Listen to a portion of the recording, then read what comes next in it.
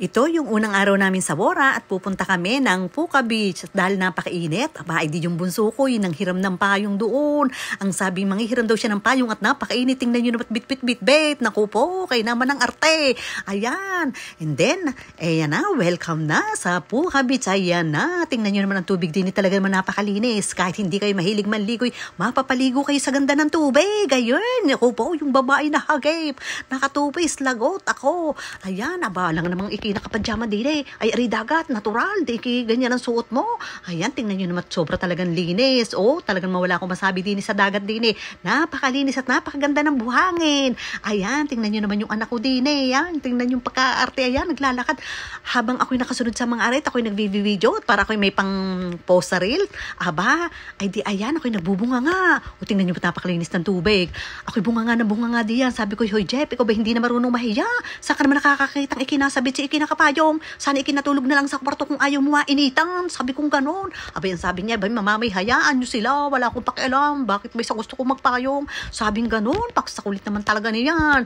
Ayan. At pagkatapos noon, abay yun, hindi ko alam kung anong gagawin diyan. Ako may sunod lang ng sunod at video ng video. At yun nga, parang ako hindi nauubusan ng video. Ayan, tingnan nyo, video ng video. Hindi ko alam kung anong gagawin diyan. Basta ako tuloy ang pagbunga nga diyan. Sabi, mami, ako ngay picturean mo din eh. Ako ngay videohan mo. Ala, sabi ko, bahala ka dyan. Likumin mo yan. Saan ka naman nakakakita? Ikinasagit na ng tubig, ikinakapayong. Sabi kong ganon. Ay, pag hindi mo yan nilikom, ako insisigaw din. Ako'y magwawala din yan kako. Ako'y maglalaksan ko ang bunga nga ako.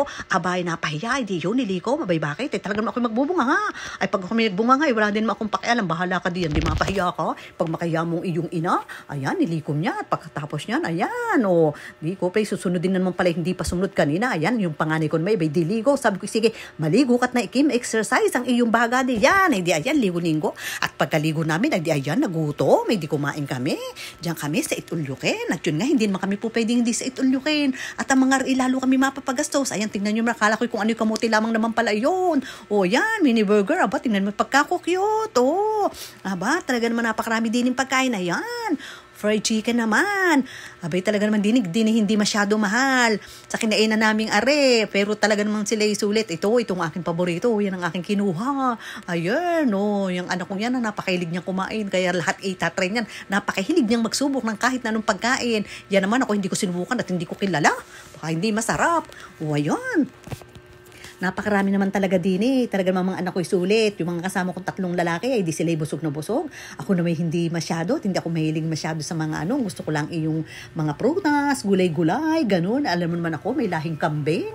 Kaya ang mga gusto ko talaga yung mga gulay-gulay. Basta, kumakain din naman ako niyan pero hindi masyado. Yung mga anak ko, asawa ko, yung mahilig sila sa ganyan. Napakarami. O, tingnan nyo, ang dami kinuhang squid. Aba, kala mo naman yun eh. Basta lahat ikukunin niya. Lahat susubukan yan. Ay, ito ang pinakagusto ko dyan. Sa lahat ng kainan, prutas, ayan, ganyan. Yan ang aking pinakakainan. Tsaka yung mga gulay-gulay na yan. Yung mga dahon-dahong yan. Nabi ako ngayon may lahing kambing. Kaya ako mahilig din. Para pagkakain mo, hindi ipupururot mo din yan. O, diba? Fiber yan eh. Kaya dapat mahilig tayo sa gulay. O, masustansya po yan. O, yung ating mga kinain taba-taba, hindi ating ipupururot. And then, ayan, pagkatapos kumain, hindi nabusog. So, kailangan mahugog ang kinain. Kaya lakad-lakad kami dyan. Diyan po yan sa Station 2. Marami kayong mabibili diyan. Sana po nag-enjoy kayo sa panonood. Maraming salamat po.